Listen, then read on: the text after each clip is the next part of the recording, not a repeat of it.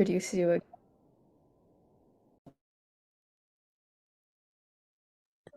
Okay, hello. Okay, I will introduce our next speaker. Ritu Jyoti is Group Vice President, Worldwide Artificial Intelligence and Automation Research with IDC Software Market Research and Advisory Practice. Ms. Jyoti is responsible for leading the development of IDC's thought leadership for AI research and management of the worldwide AI and automation software research team. Her research focuses on the state of enterprise AI efforts and global marketing trends for the rapidly evolving AI and machine learning system, including generative AI innovations and ecosystem.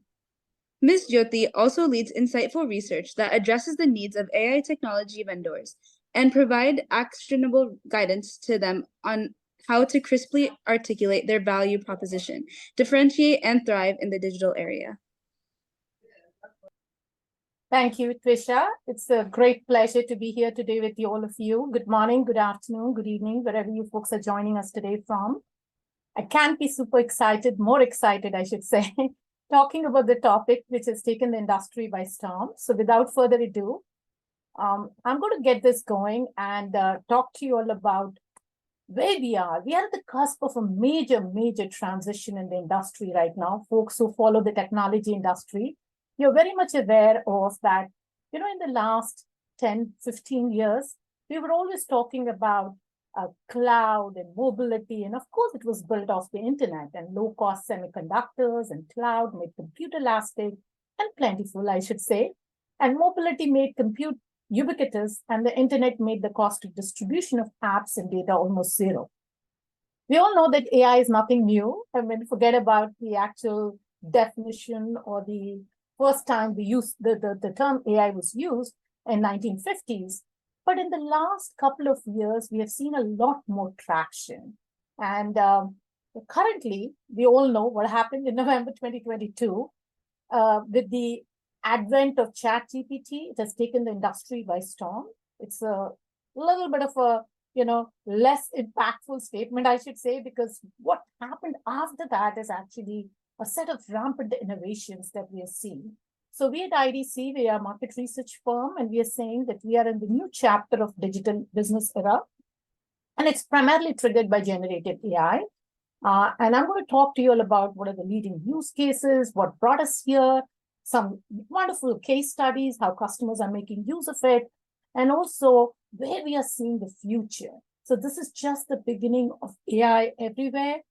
This is going to be really hugely impactful in the next coming year, next decade or so. So without kind of going into, I'm sure you all know by now, what is generative AI?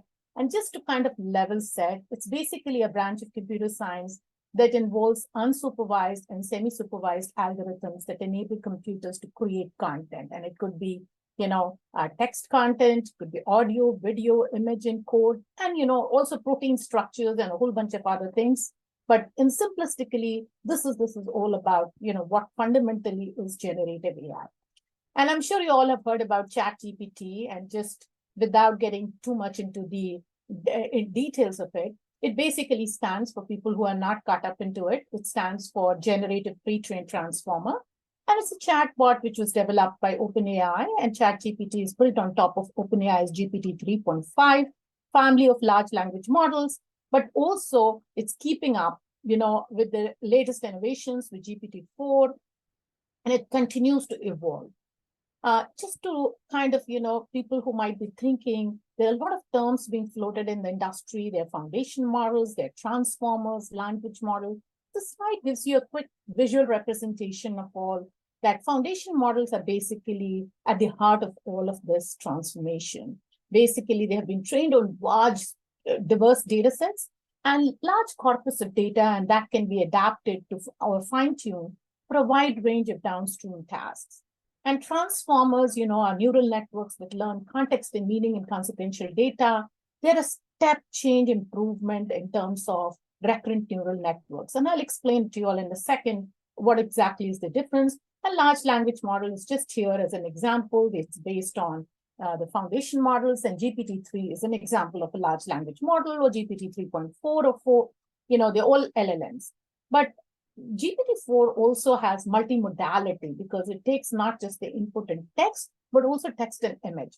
And I'm sure you folks have heard about DALL-E 2, which is all about image generation. It's not just about the text generation. And Stable Diffusion, these are examples of some interesting companies and new models that have come up from them. So Stability.ai is behind Stable Diffusion. And DALL-E is not very popular right now, but it's a voice and an audio model.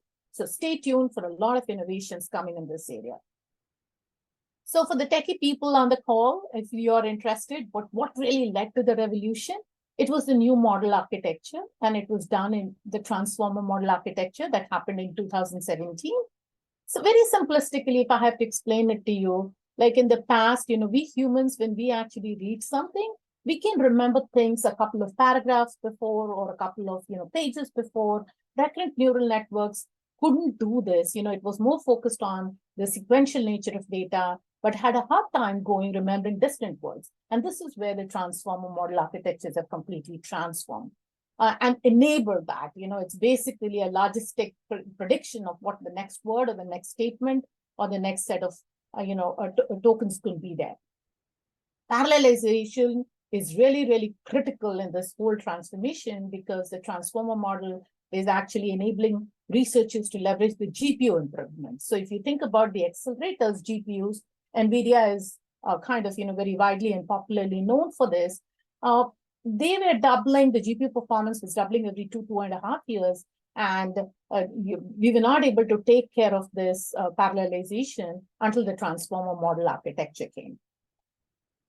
And there's been a lot of innovation with even larger models. And, this chart doesn't depict anything beyond 2021.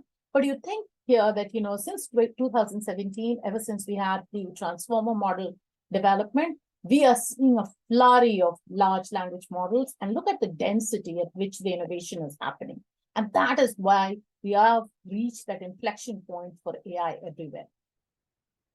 Just to level set, if someone is curious, these models have been trained on a broad set of data coming from the internet, biomedical articles, books, open source code, all of that. And I'm sure you folks have heard about some copyright issues, and I'm going to address that in a few slides down the pipe. And one interesting takeaway from this slide that you need to think about is that in the past, this was like the prerogative of only the academia or the people who had lots and lots of talent. But today, because of how the advancements in compute is happening and because of how fundamentally foundation models can be put into the hands of the enterprise users to kind of, downstream, fine-tune for downstream tasks, you'll see a lot of innovations happening from the enterprises themselves. So that is a shift that we're going to kind of see longer term. And, you'll hear a lot about domain-specific models or industry-specific models. This is all about kind of creating models that adhere to those specific use cases and all. But the interesting takeaway should also be there that, it has democratized, ChatGPT, the way it was brought to the industry, it has democratized access to AI and these high-powered technologies that are coming in. This, it's a pivotal moment to have the common, company or a common man have access to all of these technologies. So I'm going to quickly cover through, that we are seeing at IDC, when we do this research, we are seeing a huge amount of interest, right? It's gaining a lot of attention. Earlier this year, almost 39% of the enterprises told us they're doing nothing. But when we ran the same survey later in the year, a lot of them are saying that they are kind of, doing some early exploration. In fact, very large enterprises, if you think, they're actually planning to invest almost $23 million in the next 12 months. And we at IDC, we are projecting that generative AI will add almost 10 trillion to the global GDP. So you can imagine the mammoth impact and the transformative impact or the business, transformation that is expected to kind of be driven by AI over the next 10 years.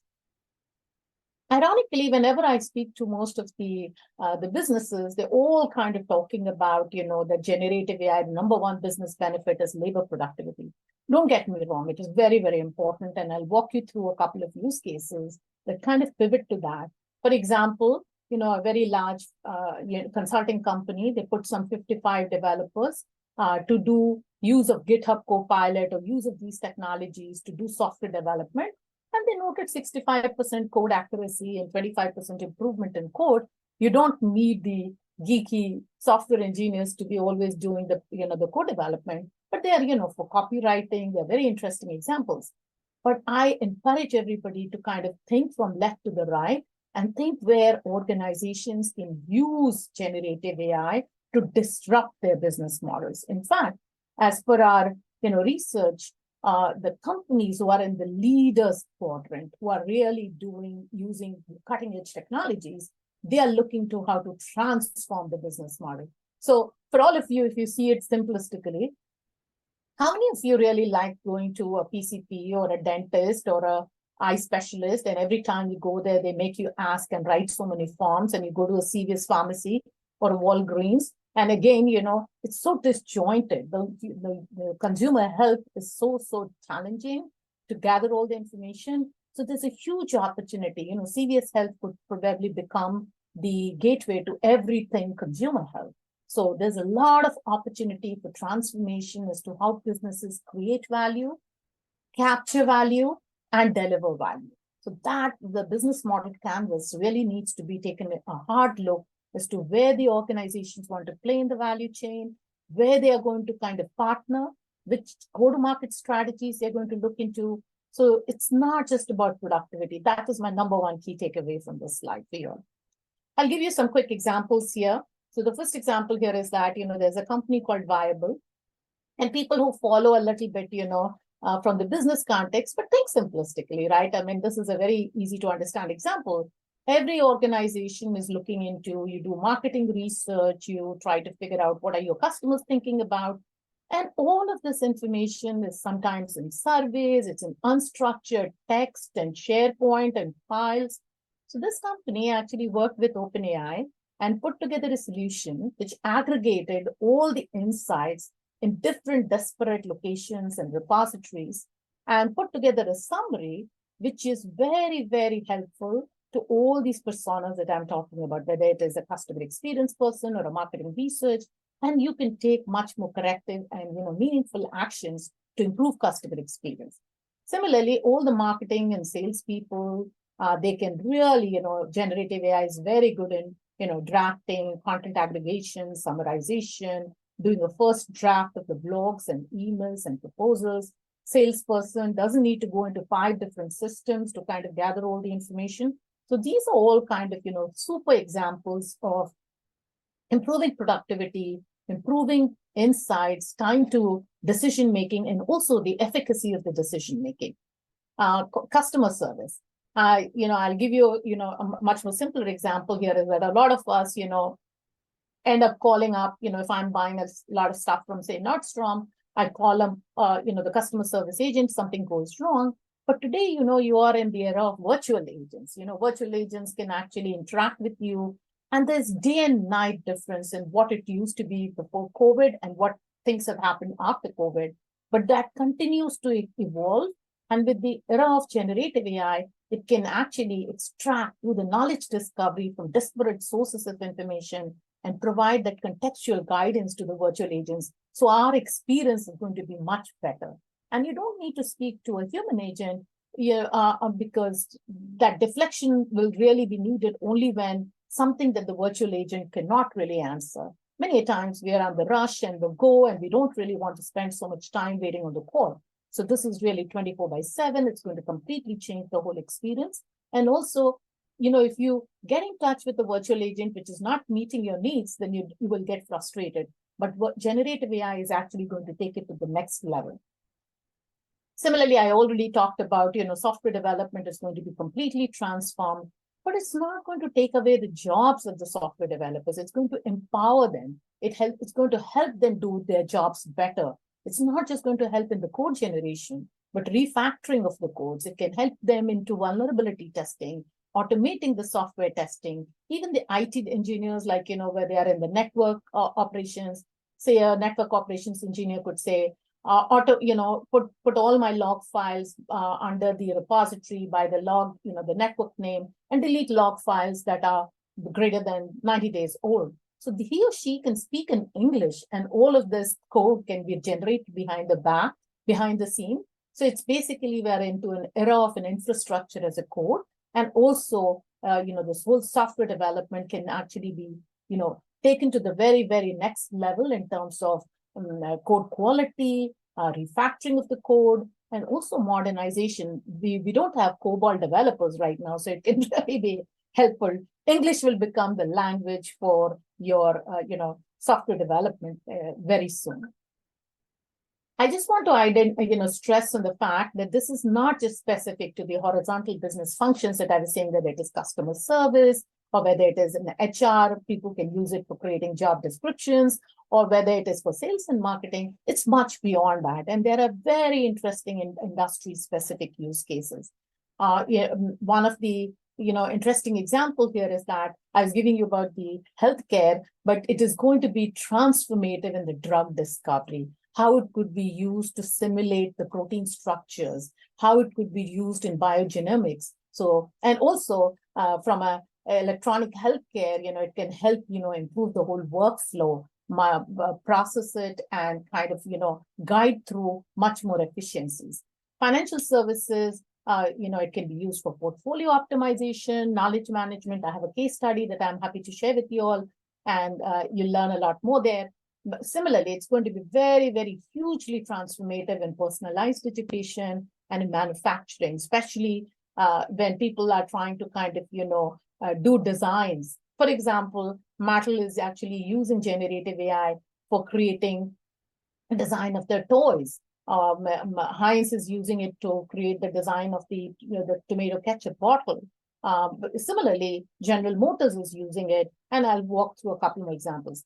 But if you have to think about which are the industries which are going to be completely transformed and will have a maximum amount of impact, is media and entertainment, it's education, it's agriculture, and you're already seeing some signs of the retaliation in the media and entertainment industry, because this is not about just large language models. It's about image creation, it's about content generation, video generation, and some very interesting companies and startups are shaping up in this area.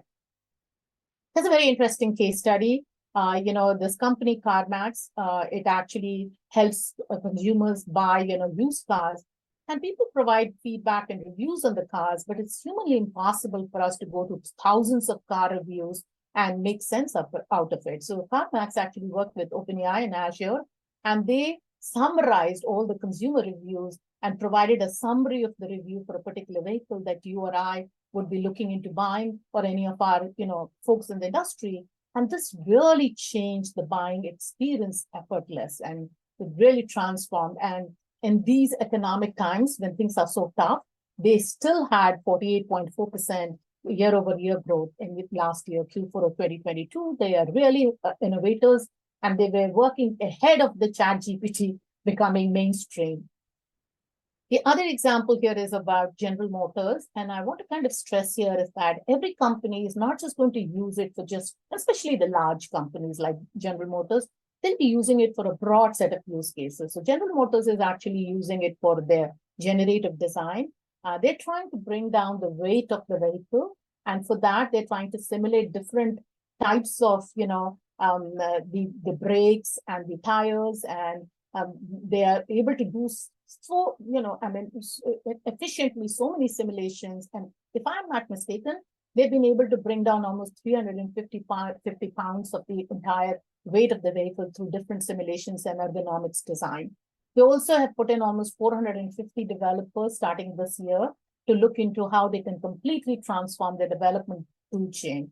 And the last example here is, they are making use of, like, God forbid, it shouldn't happen, but if somebody gets into some kind of an issue, for example, you have a flat tire when you're going on a fun vacation, and you can actually speak and through the visual display on your vehicle, it can give you customized step-by-step instructions how to change the vehicle. If you get into some sort of an accident, it can help you navigate the situation, assuming you're fine, but otherwise it will give you a lot of, step-by-step interaction through voice and through displays. The last example here that I want to quickly walk you through is Morgan Stanley. So we all have financial advisors, and Morgan Stanley actually worked with OpenAI and Azure. And what they did is that they helped the financial advisors get access to, because GPT 3.5 is trained on all the wealth management data, and all the financial advisors could actually get timely insights based on all the other advices that they had given. So it's the full approach, but they used to give some proactive recommendations. So what Morgan Stanley is saying is that it's a combination of the traditional AI, the predictive AI that was already there, and then now using generative AI, how the two of them can actually create more magic for the end users. If you see here, and if any of you are kind of passionate about what's happening in this industry, the startup community is kind of going completely crazy. When things are tough, the investors are putting in huge amount of money into these areas. This is courtesy CB Insights, but if you see the areas that are getting a lot of attention is cross-functional APIs, and not getting too much into those technical details here. The human-machine interface is going to completely change forever. We are not going to, we started seeing the virtual agents and how you're interacting with text, but going forward, I was giving you the example of General Motors. You'll see a lot more examples where it's visual, it's audio, and then it will also trigger off the, the better embracement or trigger off the development, much more richer developments in the metaverse side. And you're already seeing some digital avatars and how they can interact, but you can be on the lookout for that. And the whole enterprise working and the enterprise realization and monetization is going to change. So there'll be a lot of visual media changes, there's social marketing, media content, and the low-hanging fruit is, of course, the summarization. So if you think about, in the case of generative AI, we see all the areas that will be getting, we see about there's an infrastructure aspect, there's the foundation models that, OpenAI and all of these companies have produced, but there's also people need how to kind of, work through this whole thing. Then there'll be some, industry-specific applications, and then there are professional services that they're going to help. But data plays a very important role, and how you can actually make sure that you get the right set of data to provide the right set of context will be all front and center. So data and AI go hand in hand, and that is what I just wanted to, emphasize to you. So if any of you, as you go forward and try to pursue a career in AI, you will see all of these logos are all the innovator companies who are kind of investing big time in these areas. And it's a good view for you, a market glance of all the logos that are big time players in generative AI and AI overall. And if you be on the lookout of, which company you want to pursue working for or exploring internship, these are some good examples to be on the lookout for. But having said that, I also want to tell you that generative AI adoption is not without challenges. There are lots of fears right now in the industry. People are kind of, concerned about, first of all, let me start with that cost has always been a very, very big inhibitor for scaling AI or generative AI because the accelerators are extremely expensive. There is scarcity of the availability. So I'm sure you're hearing about the company NVIDIA and how Intel and ARM and AMD, but today NVIDIA is dominating it. There's a huge amount of cost for this, the GPUs. So there are efforts in progress to bring down the cost structure. And that has been a problem ever since we have been kind of tracking the AI adoption. On the bottom, I have put here that organizations always tell us there's lack of talent. They don't have enough people who really, really kind of, can step up and contribute or play a role in the whole AI landscape. There's lots of concerns about having high quality data. And then I'm sure you're reading about in the press and media and hearing it, that people are concerned about that our organization is going to embrace it responsibly because it can lead to unintended negative consequences.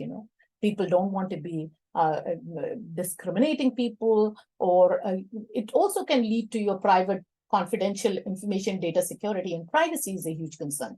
But the reason I put the second, third, and fourth in the middle, because it's more prominent in the field of generative AI, and especially the second, third, and the fourth one kind of has a lot more significance, because I'll tell you a small story here that inadvertently, people were so fascinated by ChatGPT that the CEO of a company, he felt very buddy with the ChatGPT interface, and he uploaded his strategy document into the interface and requested for a SWOT analysis. He got some fantastic feedback, but having said that, he actually inadvertently, he didn't need to, he exposed all the secrets of his company in the public spot, right?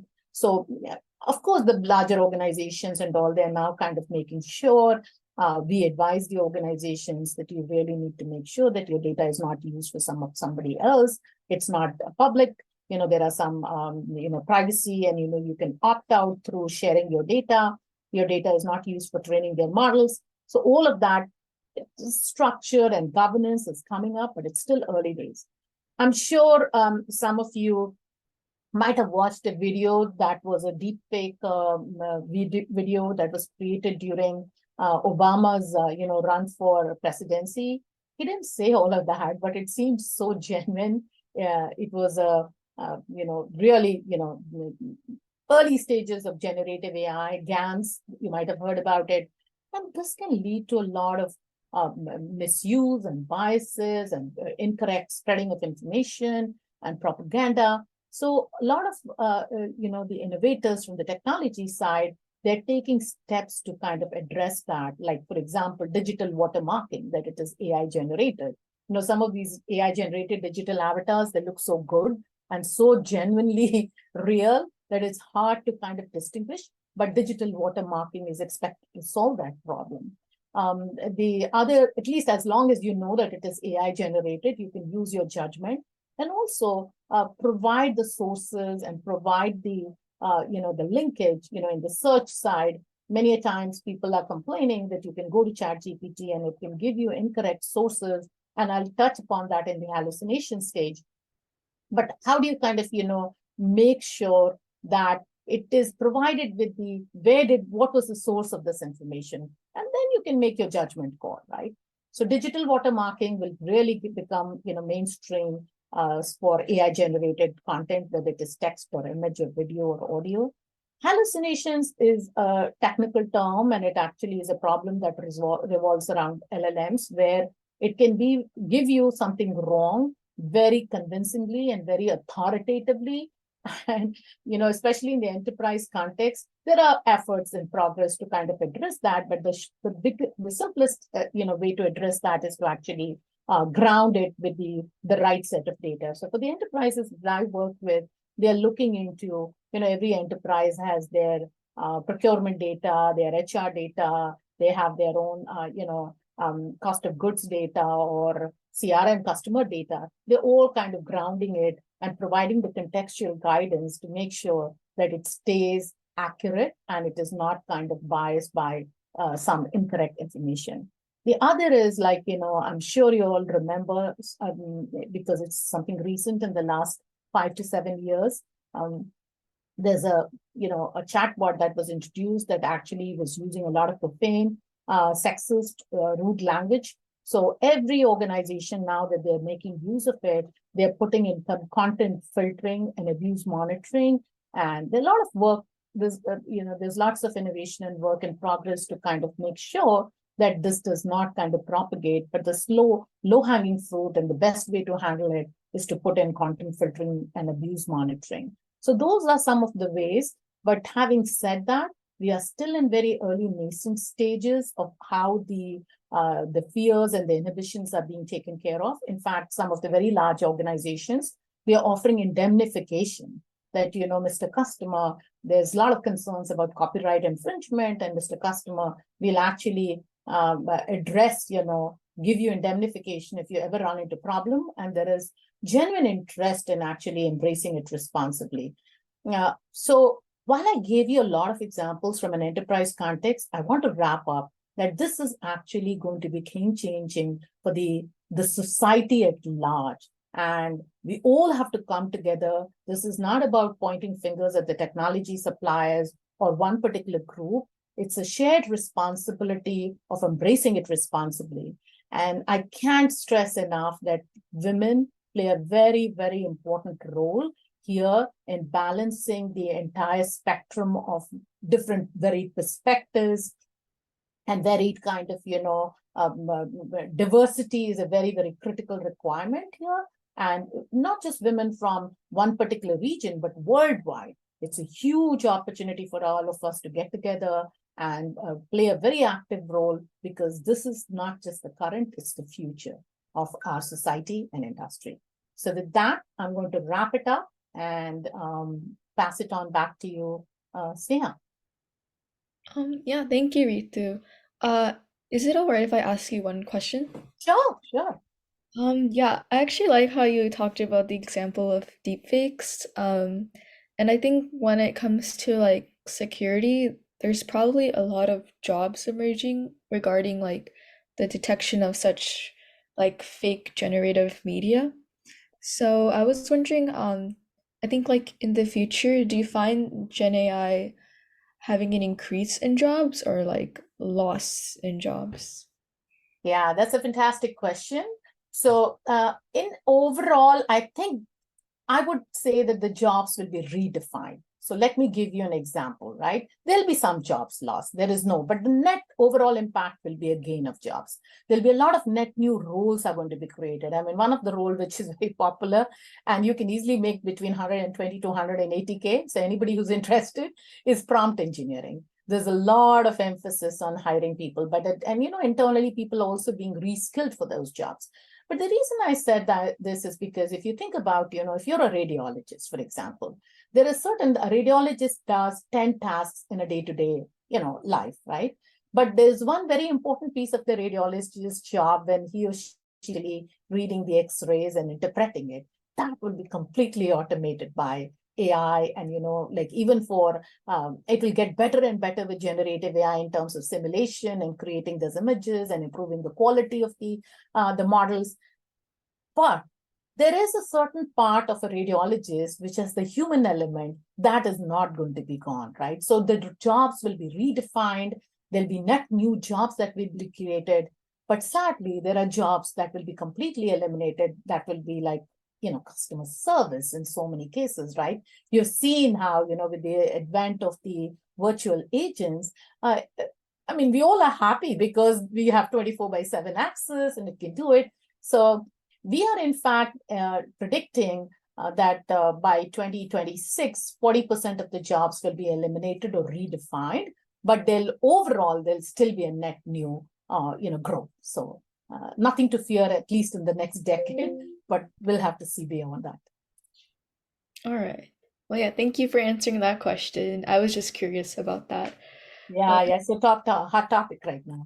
It is, yeah. And yeah, thank you so much for speaking as a keynote speaker, our first keynote speaker of this conference. And I definitely learned a lot from your slideshow and your presentation. So yeah, thank you so much. And if you're interested in staying, you can feel free to stay for the rest of the conference. Otherwise, yeah, once again, thank you so much. Thank you, Sneha. It was a pleasure. I'm going to excuse myself. I have a really crazy busy day. I'm based out of Boston and my weekend has just begun. So thank you. It was a pleasure. And do not hesitate to reach out or connect with me on LinkedIn. I do a lot of these kind of sessions, and any way I can help anyone in learning more about it, I'll be happy to do that. Thank you so much. Have a wonderful rest of the day. Bye-bye. Enjoy the conference. Bye-bye. You too. Mm-hmm.